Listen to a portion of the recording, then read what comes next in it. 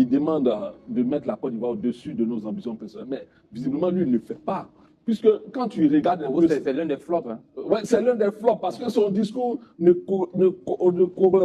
corrobore pas vraiment son attitude.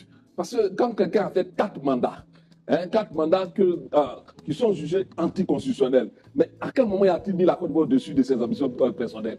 Non, son discours est en déphasage avec son attitude. Et moi, j'ai trouvé que ce n'était pas le discours qu'il fallait tenir là. Ce n'était pas celui-là qu'on attendait de lui. Au contraire, il montre un peu un caractère de... Il nague les autres. Il nague ceux qui sont ses calangueurs. Vous leur dire, écoutez, calmez-vous, mais je suis le seul. Je suis le seul sur la chéquier. Je suis le seul assuré de compétir. Vraiment, je trouve que le président Ouattara en fait un peu assez. Et ce n'est pas bon pour notre démocratie. Dans la démocratie, il faut respecter les adversaires. Mais je vois que son attitude montre un peu, il nague un peu ses adversaires et ce n'est pas de nature à calmer le jeu politique. Je crains fort que demain, les réponses qui vont sortir de là ne soient pas de nature à déjà calmer le jeu dans le poste électoral parce que les autres vont lui répondre. Tu ne peux pas dire vouloir mettre la Côte d'Ivoire au-dessus de tes ambitions personnelles et nous servir un troisième mandat anticonstitutionnel et un 4e mandat anticonstitutionnel qui s'est contesté parce que au plan national et international.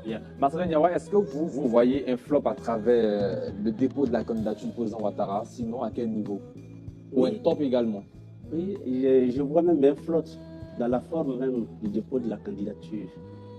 On nous a dit ici que les marches, on ne peut pas obstruer les rues en semaine parce qu'il y a des gens qui vont au travail, il y a des commerces. Aujourd'hui, ce qui s'est passé avec le RHDP, le RHDP a complètement bouché le boulevard Latrie. Et c'est contraire à ce que nous avons entendu lorsque le Front commun a voulu faire sa marche ici. On nous a dit qu'en semaine, il ne fallait pas boucher les rues. Et c'est ce que le RHDP vient de faire. Ça, c'est un flop. Mais là, vous me permettez l'occasion aussi de prononcer sur les différentes candidatures. Aujourd'hui, c'était le dernier jour des dépôts de candidatures, conformément au code électoral.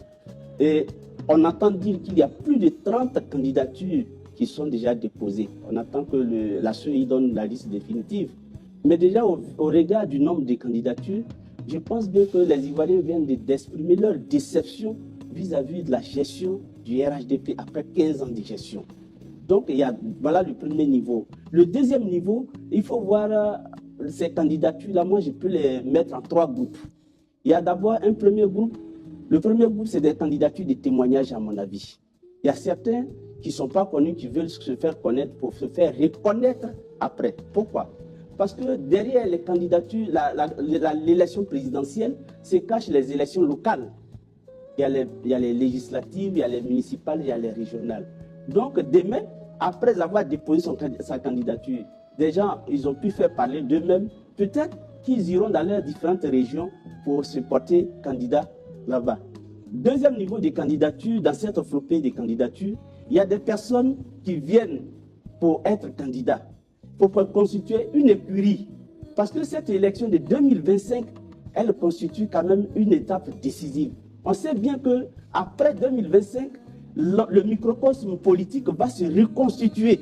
Donc, des gens qui veulent créer des groupes, là où on peut parler d'eux demain, pour qu'ils puissent continuer en 2030, ils puissent être vraiment être bien vus. Donc, ils veulent déjà qu'on parle d'eux à partir de maintenant.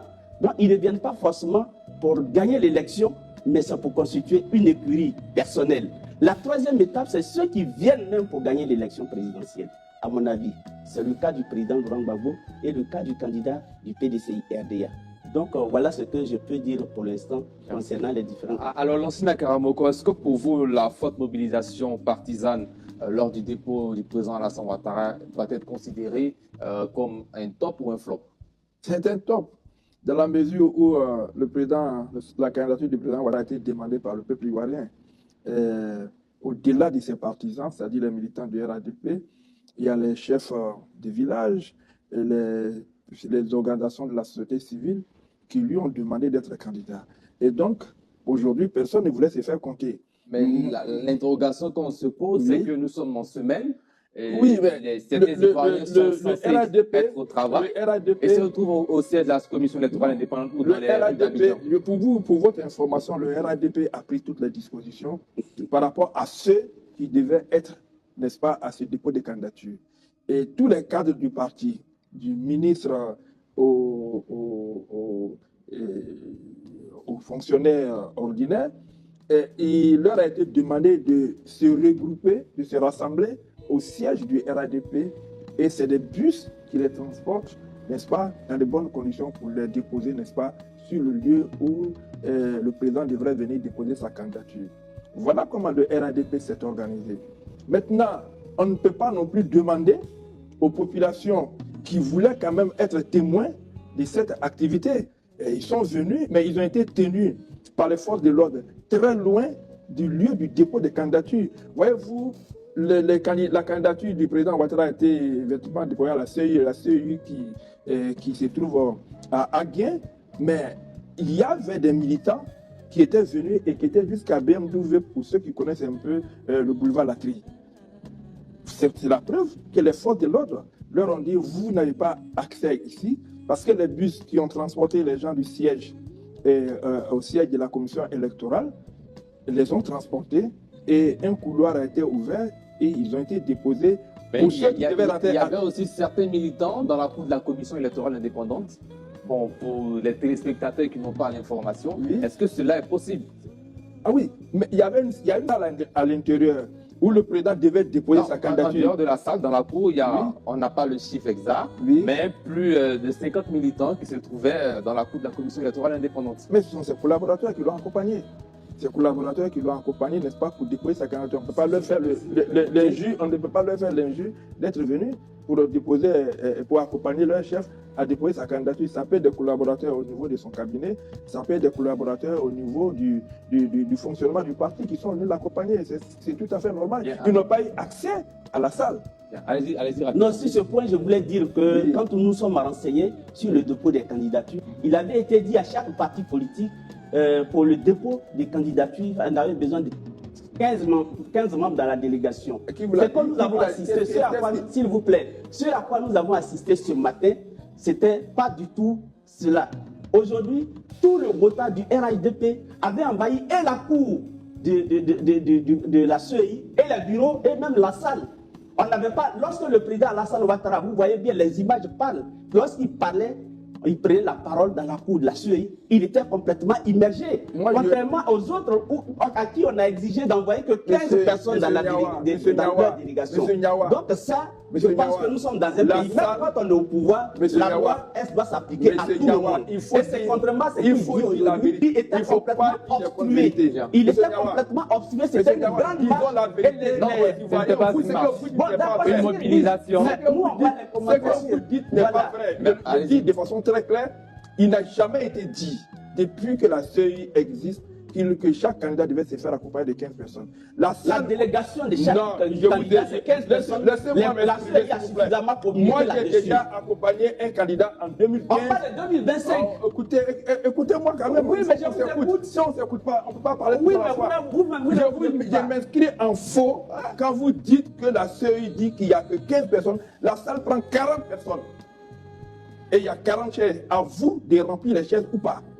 Mais la CEI dit la salle où on dépose les dossiers de candidature, il y a 40 sièges. La CEI n'a jamais restreint le nombre à 15. Il ne faut pas. Bien. Ne dites pas de contre-vérité quand même. Alors, on passera à un autre point de cette partie d'émission, au niveau de Charles Blé Goudé, qu'on a vu avec Simone Gbagbo lors du dépôt de sa candidature, et puis également avec la délégation de Awa Dombello. Est-ce que vous qualifiez cela comme un top ou un flop?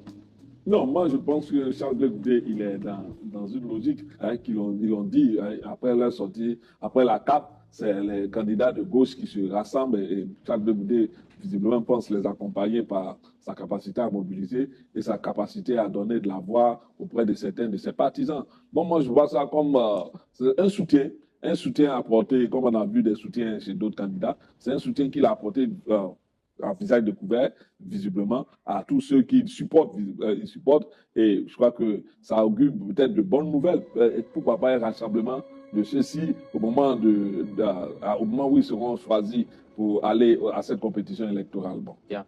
Marcelin Niawa, Charles Blé Goudé est sinon la seule personnalité qu'on a vue lors de cette phase, accompagnée de deux personnalités, Simone Yves Gbagbo et la délégation de Awa Domelo en guise de soutien. Réaction, top ou flop?